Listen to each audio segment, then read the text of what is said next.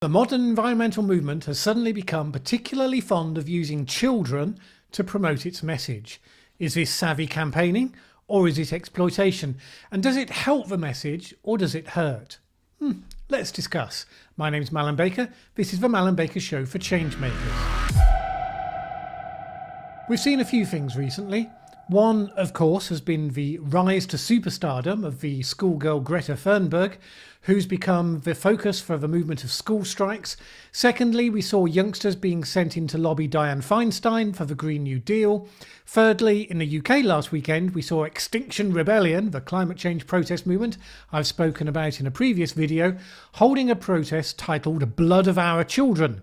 At this protest, they threw red paint on the floor near the Prime Minister's residence to signify, well, the blood of their children. And then they had their children, some of them anyway, speaking in front of the sea of fake blood. This was children as young as 6 years old, several 10-year-olds and upwards. Now we know why this is becoming a thing. The narrative's simple. Climate change is going to affect future generations, so wouldn't it be powerful if we could promote the narrative that the older generation has betrayed the younger, and if we could get children to deliver the message? Wouldn't that be great? No, not really. Firstly, I've dealt in a separate video with the whole generational conflict thing. You don't need to buy into that incredibly divisive and unhelpful narrative to take the issue of climate change seriously. But even if you did, this isn't a great development. Firstly, because it's manipulation of the innocent. Let's take the most egregious example and work backwards from there. In the recent Extinction Rebellion event, they put promotional material up featuring a 6-year-old. That same 6-year-old spoke at the event. How do we think that a child at the age of 6, asked what she thinks about climate change, is going to be saying anything other than what her parents have put into her head?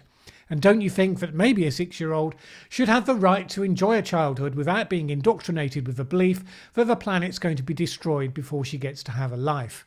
I mean, at 6 years old, she's supposed to still be believing in Father Christmas, not speaking at an event titled The Blood of Our Children.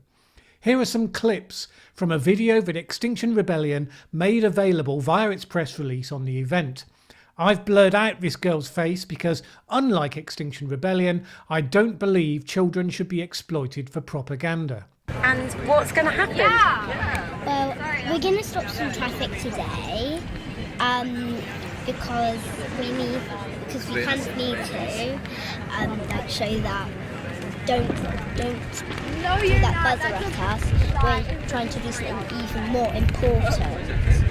Really like doing this because we're going to see, because people are pouring blood on the floor and everything. It's kind of something.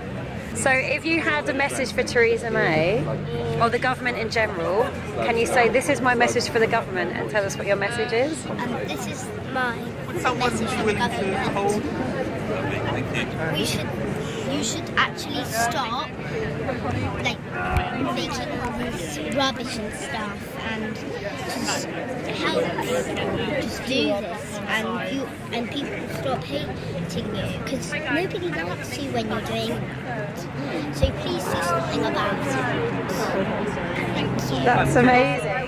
Can you say your message again? Say, this is my message for the government. Say, nobody likes you when you're, and say what it is they don't like. What are we going to do? Oh, we're going to stop some traffic. What fun. Then what? Well, we're going to throw some blood. Yay. Doesn't get more wholesome than that. Now look into the camera and tell us why you're here. And then this 6-year-old girl comes out with all this stuff. Now, either this 6-year-old is incredibly precocious. I mean, forget the chess prodigies. Forget Mozart, what a lightweight. She has got this amazing grasp of climate science and all the maturity to understand what it might mean.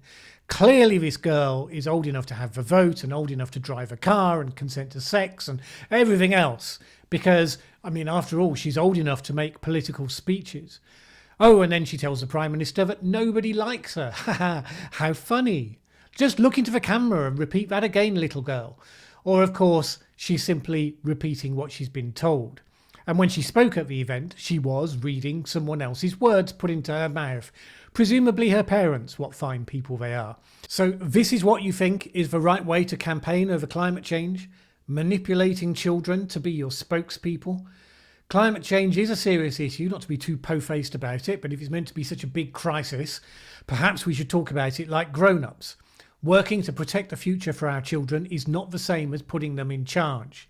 We don't need a bunch of people telling children they're going to die soon. It's not even an accurate reflection of what the science is telling us, serious though that is.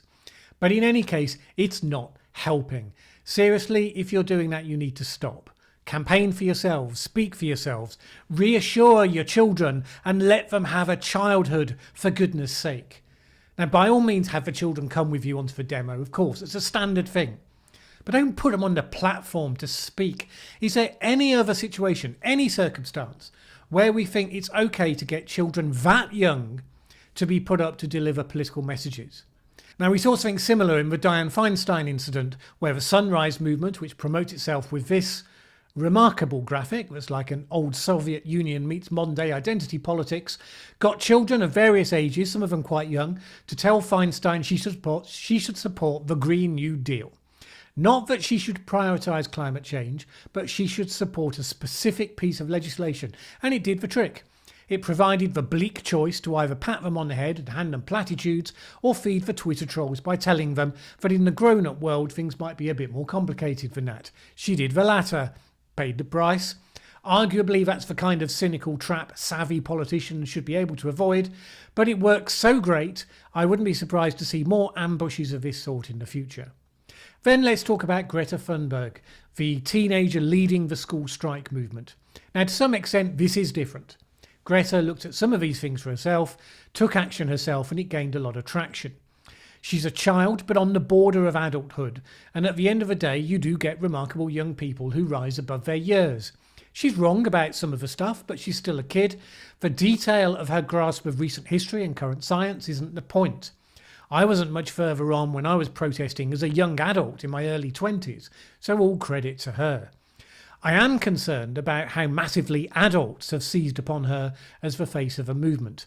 I'm curious to know whether a slightly autistic young girl is going to cope with being thrust into this leadership position, fawned over by adults, put onto big platforms, nominated for the Nobel Peace Prize, and also exposed to backlash. These things are not easy. The BBC recently carried a piece about Cameron Kasky, one of the children who survived the Parkland school massacre, and then went on to become a face for campaigning for gun control. He talks about how the experience of being the focus of attention spiralled out of control, ultimately left him anxious and depressed. Adult campaigners seem less concerned. They have the face of youth, they can promote to further their own narrative of the young versus the old. Now, maybe she will be a remarkable youngster who transcends her youth. It's more likely that there will be a real downside of this for her in due course. And you know, I raised this question in a pretty mild way in response to a tweet by the climate scientist Michael Mann, who'd sent some encouragement to her.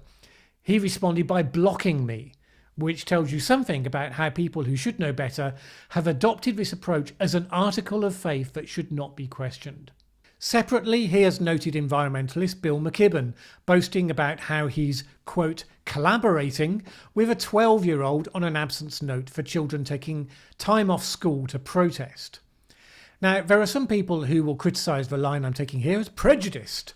I came across this video today from an associate professor of the University of California. Apparently, all of this I've been spouting is adultism. But there are also some really particular challenges that young people experience when they're participating in or leading social movements. And many of those challenges are the result of ageism, or discrimination against individuals and groups based on their age, or more specifically, adultism, which is prejudice and systemic discrimination against young people. Adultism, as an ideology that positions adults as better than young people, leads to some narratives about younger activists that can be very frustrating when you encounter them. For example, youth are sometimes told that their activism is just a phase that they'll outgrow when they have a better understanding of the world, or that they're just being rebellious and protesting because it's fun for them or because they want to skip school. Or they might be told that their ideas about what should be done to fix a social problem are uncomplicated, naive, too ambitious, or unrealistic. Basically that they don't understand the issues well enough and they should just leave politics to the adults. And youth are also sometimes dismissed as being pawns of adults or being manipulated or even brainwashed by adults. And all three of these claims about youth activists are rooted in the false assumption that young people are just not capable of deep critical thinking and political analysis. Adults better than young people? No, nobody said that. Naive and unrealistic ideas? Well, call them as you see them. I said that first about the stated objectives of the Extinction Rebellion movement, created by adults, but naive and unrealistic objectives nevertheless. Dumb ideas are not restricted to young people, smart ideas not restricted to adults, although age 10 and below might be a bit of a stretch. The pawns of adults comment goes to the heart of it. Are you seriously telling me that a 10-year-old is not exactly that in this situation? And plus, my comments are not to dismiss young people, but to berate the adults doing the manipulating. As for the false assumption that young people are not capable of deep critical thinking and political analysis, if you're going to tell me that's false, I want to see references. I mean, seriously? There are plenty of adults that struggle with deep critical thinking. Well, look, in conclusion, I will just say this. There is a grey area about children on the borderline of becoming adults. But for the younger ones, I would say simply this. Leave the children alone. They will have their turn when they become young adults, and at that point, they may well decide to protest as vigorously as you do. Or they might choose not to. But that will be their choice taken as an adult.